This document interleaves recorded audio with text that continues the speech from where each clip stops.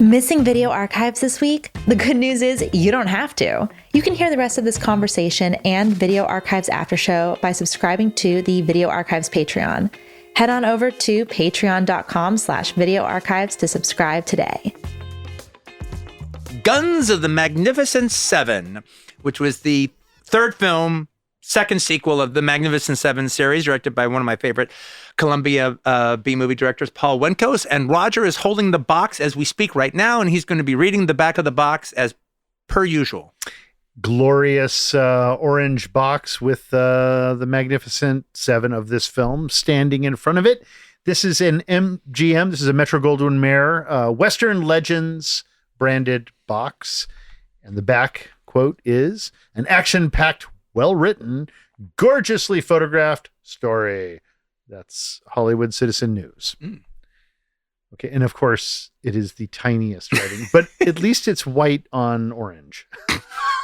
At least, at minimum. The Magnificent Seven ride again in this fast-moving follow-up to one of the greatest Western sagas in film history. Academy Award winner George Kennedy, Cool Hand Luke, and Oscar nominee James Whitmore, The Shawshank Redemption, take up the reins in a bold, sweeping adventure that pits seven legendary heroes against an entire army. When Mexican dictator Diaz's forces capture a passionate young revolutionary, Fernando Rey, a passionate young revolutionary? Totally not young. Oh my God. The prisoner's chief lieutenant offers a notorious desperado, George Kennedy, a huge reward to break him free and restore hope to the country's citizens. But first, the infamous mercenary will need to gather his team of frontier warriors, which includes the West's most daring gunslingers and demolition experts. Together, they'll embark on an adventure of their lives and discover a cause worth even more than a fortune in gold. Building in an explosive final battle that sets the screen ablaze with blistering action, breathtaking suspense, and a riveting confrontation, Guns of the Magnificent Seven delivers non-stop Western excitement. It's an approximate feature running time of 1 hour, 46 minutes, color 1969, and it was a digital video transfer.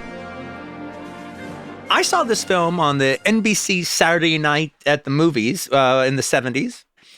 And I really, really liked it back then. And I don't think I saw it again until years later. I think when I got that video cassette.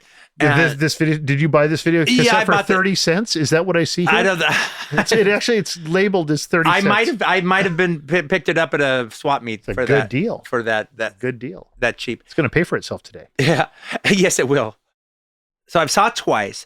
Then I ended up watching it again when I met Rick Dalton. And he told me that at one point, because Paul Wenkos was one of his favorite directors, that he was offered the role of Keno, the part that Marty Markham played. But he couldn't do it because he had to finish his last film on his Universal contract, which was Salty the Talking Sea Otter. Mm-hmm.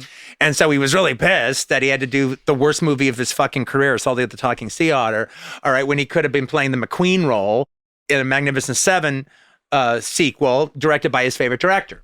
I like Monty Markham, but Rick Dalton would be really good in this. Rick would have been fantastic. Well, I told you that story about it, all right? And Monty's fantastic in the film. But we couldn't help but think of him as the Rick Dalton character. Yeah. But what happened, though, was Paul Wenkos made a really, really good movie when he did Guns of the Magnificent Seven, better than the Marish brothers were expecting. So what happened was they hired a writer to do another sequel right away. And so then he wrote a movie called Cannons for the Magnificent Seven, and it was supposed to star George Kennedy and get Paul Wenkos directing again. So now Rick was done with his Universal contract, so Paul cast him to be the second guy in Cannons for the Magnificent Seven. But that relationship is different. He's not like a Steve McQueen character. He's more like Anthony Quinn and Gregory Peck in Guns of the Navarone, where the guy has an axe to grind against him, and maybe when the whole mission's over, he'll kill him, even though they used to be best friends. Yeah. So that's the dynamic that exists. But then what ended up happening is the guy finishes the script, he hands it in to the Marist brothers, and they read it and go, wow, this is really good. We can do better than George Kennedy. Let's get it to George Peppard and see if George Peppard will do it. And so George Peppard reads it and he goes, yeah, I'll do this. This is a good script. But I'm not going to be the third guy to play Chris in the fourth cheapy sequel to The Magnificent Seven. So take the 7 guys, make them 5 guys, and name my character anything but Chris, and I'll do it. And so they did. They changed it to 5 guys. They changed his character to Rod. And instead of Cannons for the Magnificent Seven, it became the movie Cannons for Cordoba. Remember, you can hear the rest of this episode ad-free by subscribing to the Video Archives Patreon. You'll also get access to the Video Archives After Show, where we play never-before-heard clips, answer your fan questions, and even play vaulted episodes. Visit patreon.com/videoarchives today for all of the details. We'll be back with a brand new episode next week.